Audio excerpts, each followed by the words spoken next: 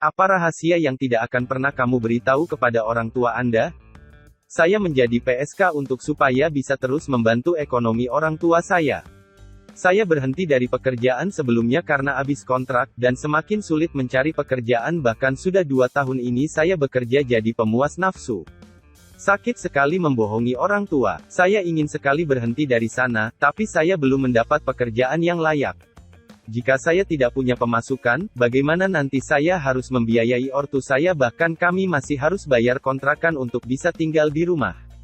Saya juga ingin sekali ikut kursus supaya punya skill, tapi uang yang saya dapat selalu hanya cukup untuk kebutuhan saja, karena saya juga enggak mau terlalu sering bekerja di sana, paling tidak saya cukup open selama seminggu untuk memenuhi kebutuhan sebulan. Karena rasa bersalah menjadi PSK, saya merasa semakin putus asa. Bahkan saya pernah mencoba bunuh diri dan menyiapkan surat yang bertuliskan permohonan maaf dan PIN ATM, tapi sayangnya tidak berhasil. Saya enggak sanggup jika terus-terus bohongin ortu saya, bahkan untuk pulang ke tempat mereka saja, saya takut. Pasti akan banyak pertanyaan tentang pekerjaan saya. Maaf Pak, Ma. Saat itu pagi-pagi sekali, kabut masih ada dan dia datang ke rumah nenek. Saya dan Mama tinggal di rumah nenek, kebetulan Bapak kerja di Jakarta. Setelah mandi dan libur sekolah niatnya pagi itu mau main sama teman, tiba-tiba dia ajak saya ke daerah kebun bagian pojok rumah nenek.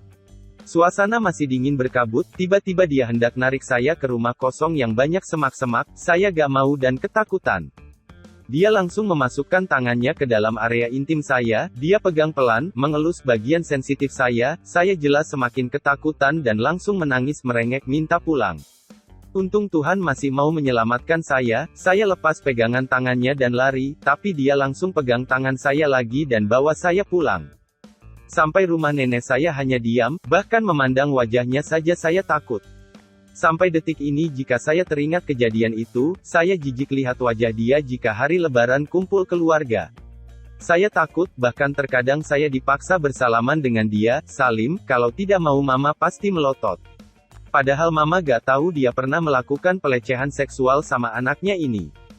Kalau saya ceritakan, Mama atau keluarga yang lainnya gak akan pernah percaya.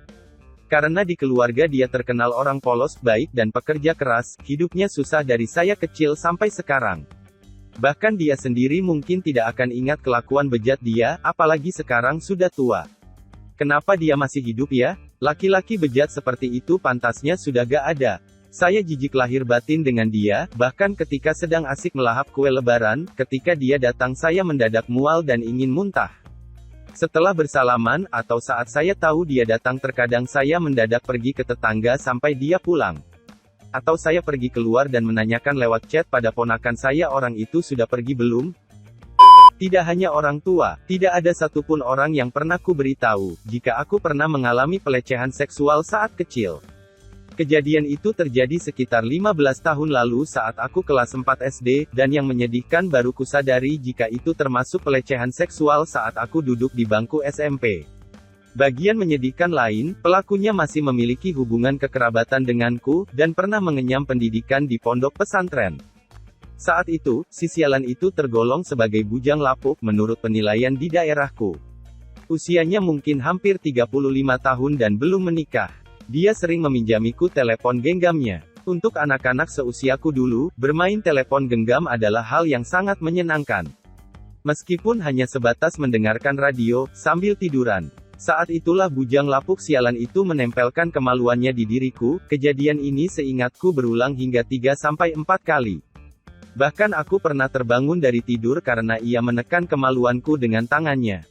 Damn it, saat itu aku benar-benar tidak tahu apa yang terjadi, dan berpikir itu hal yang biasa saja. Ditambah dengan aku yang jarang menceritakan kejadian-kejadian yang kualami dengan orang tuaku. Jadilah aku terlambat menyadari jika itu adalah pelecehan seksual. Sampai saat ini tak ada satupun orang yang tahu. Aku lebih menghindari bertemu dengannya, dan tatapanku menyimpan kemarahan setiap melihat dia. Tapi ketika aku bertemu dengannya dan saat itu ada orang tuaku atau kerabat yang lain, aku berusaha bersikap biasa saja karena enggan mengacaukan ikatan kekerabatan yang sudah terjalin. Si sialan itu kini memiliki anak perempuan. Aku hanya berharap semoga ia tak menerima karma buruk dari perlakuan bejat ayahnya dulu.